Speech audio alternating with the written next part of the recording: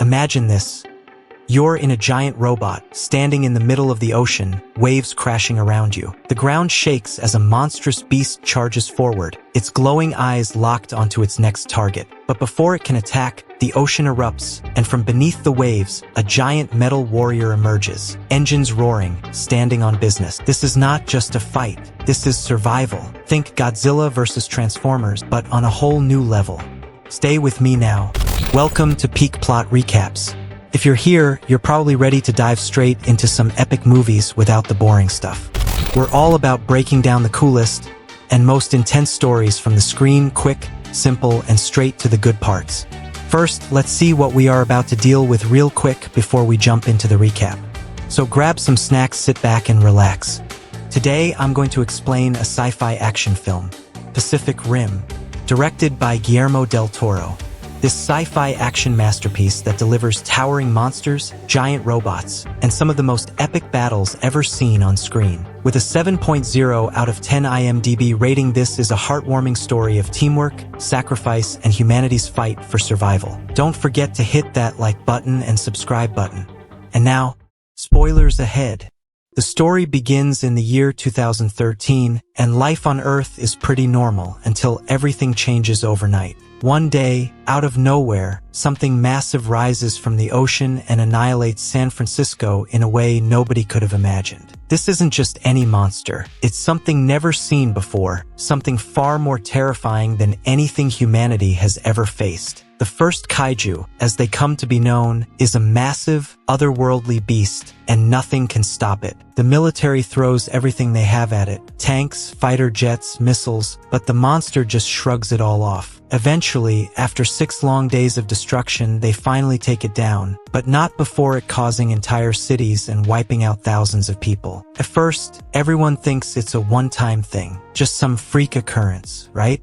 Absolutely wrong, because 6 months later, another kaiju appears, then another, and another. These things are showing up like clockwork, stronger, bigger, and deadlier every time. Humanity is not ready for this war. Realizing that traditional weapons just won't be enough to handle it, the world comes together and does something insane. They create the Jaeger program. Jaegers are massive, towering battle robots that stand as tall as skyscrapers. Each is controlled by 2 pilots.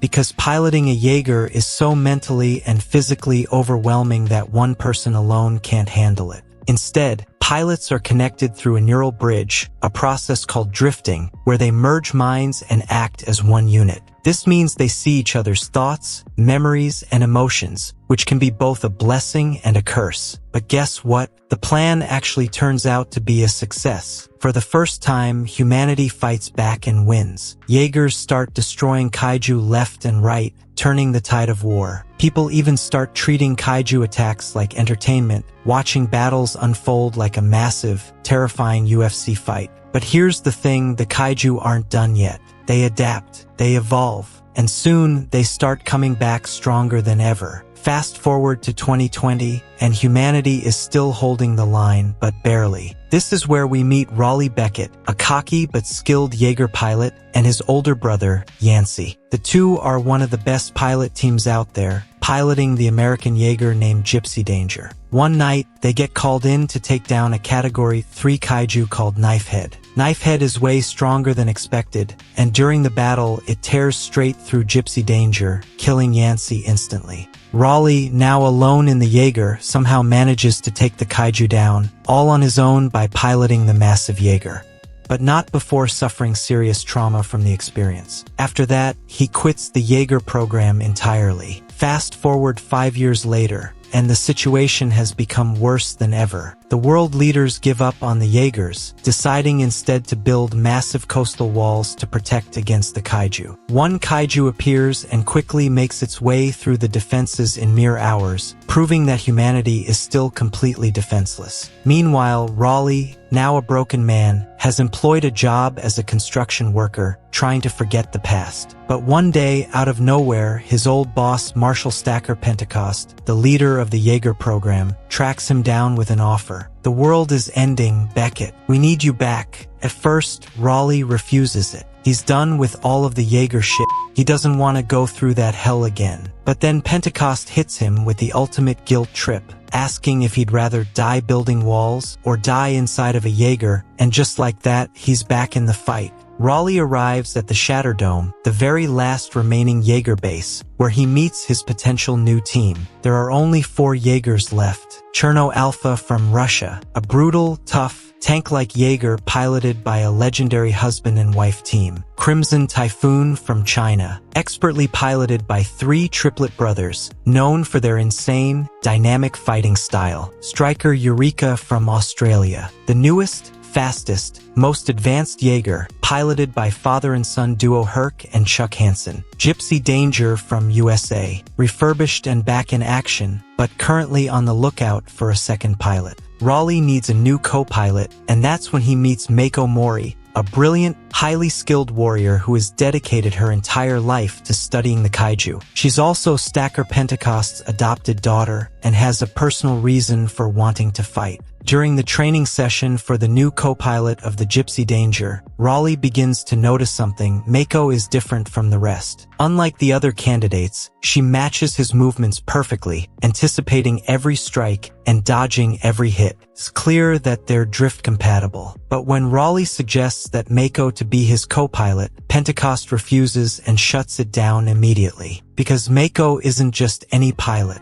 She's the Pentecost's daughter, and the only family he has left, and she means the world to him. He refuses to risk her life, but Raleigh doesn't back down easily. He pushes Pentecost, and after much hesitation, Pentecost finally agrees to let them try. During their first drift test, something goes terribly wrong. Mako, caught up in a memory from her childhood, feels a rush of emotions while inside the drift, causing her to accidentally activate Gypsy Danger's weapons. The entire base is shaken with energy and nearly blown to pieces before they manage to shut it down. After that, Pentecost grounds Mako indefinitely. But time is running out. While the pilots are dealing with their own problems, the kaiju launch a new attack, this time their sights on Hong Kong. This is no ordinary attack. For the first time ever, 2 massive kaiju are making their way together, something that has never happened before. The first kaiju, Audacious, is incredibly fast, intelligent, and armed with a deadly acid attack.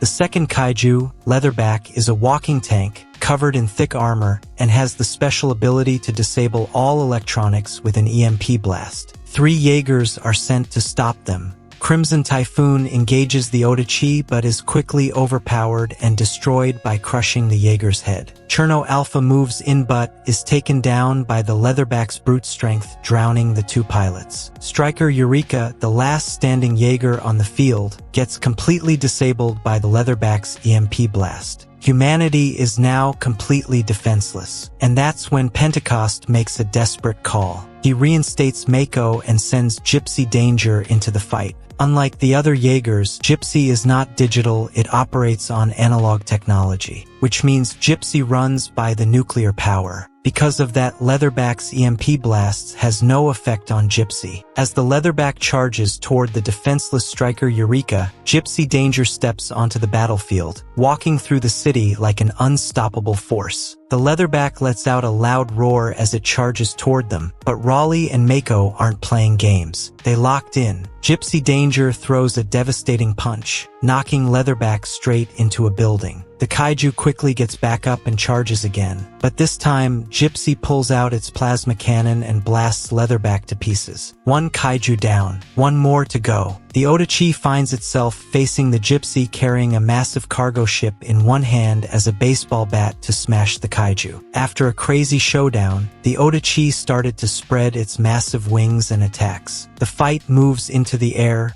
with Audacious grabbing Gypsy and flying high above the city. Raleigh and Mako struggle, their Jaeger losing the temperature and oxygen levels fast. Just when it looks like they're doomed, they deploy Gypsy's secret weapon, a giant retractable sword. With one powerful swing, they slice Audacious in half, sending its body crashing to the ground. And Gypsy is managed to survive the fall from the atmosphere. Stand proud, Gypsy. The battle is over. Gypsy clutched the 2v1, but something strange happens. Otachi's body starts moving. Moments later, a baby kaiju bursts out of its corpse. This thing is ugly, angry, and out for blood. It charges straight towards the scientist Newton, but before it can attack, it suddenly collapses, choking itself with its own umbilical cord. And just like that, the fight is finally over. Back at the base, Pentecost reveals his plan. Since the kaiju are coming through the breach in the ocean, the only way to end the war is to destroy it completely. Their plan is to drop a nuclear bomb into the breach. But there's a problem. Newton, after drifting with the kaiju, has discovered a terrifying truth. The breach won't let anything through unless it contains kaiju DNA. In other words, the bomb won't work unless a kaiju is with it.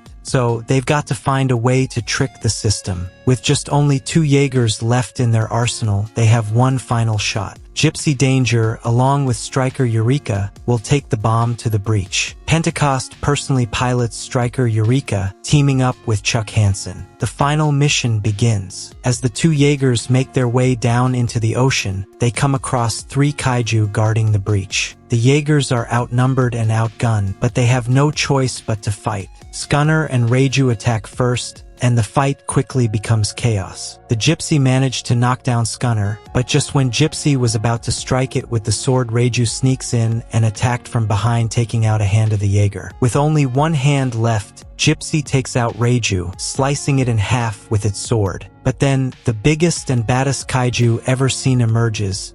Slattern, the first Category 5 kaiju. The battle turns into a nightmare. Striker Eureka puts up a good fight and manages to knock Slattern, but then it quickly started screaming, calling out for backup. As Scunner closes in, Striker Eureka is outnumbered and is torn apart by the kaiju. With no other choice, Pentecost and Chuck decide to sacrifice themselves. They choose to detonate the bomb early to kill the remaining kaiju. With only Gypsy Danger left, Raleigh and Mako push forward toward the breach. But the Category 5 kaiju, Slattern, is still alive and waiting for them. In one last, desperate move, Raleigh and Mako charge at Slattern, pinning it to the ocean floor. They used Gypsy's turbine exhaust to take out the kaiju. The breach is still open, and the clock is ticking. They use the kaiju's body to trick the breach into opening, carrying Slattern's corpse along with them as they descend into the alien dimension on the other side. Raleigh, realizing this is their only chance, decides to set Gypsy's nuclear core to self-destruct in order to overload the breach from the inside. But someone has to stay behind to manually detonate the reactor. Raleigh volunteers. With only seconds to spare, he quickly ejects Mako into an escape pod for safety. Then, just before the explosion,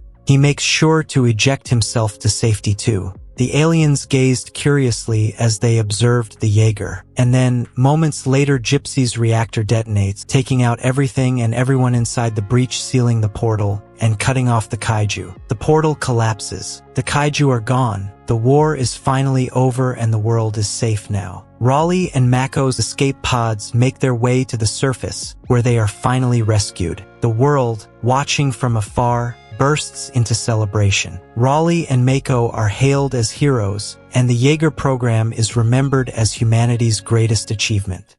This movie takes us on a thrilling journey of courage, sacrifice, and giant robots punching giant monsters. With its heart-pounding action, emotional moments, and jaw-dropping visuals, it's a movie that is worth a sequel. So, what do you think about this movie? Would you pilot a Jaeger to save the world? Let me know in the comments. If you enjoyed this breakdown, make sure to like and subscribe for us to make more peak recaps for you. Thanks for watching. See you next time.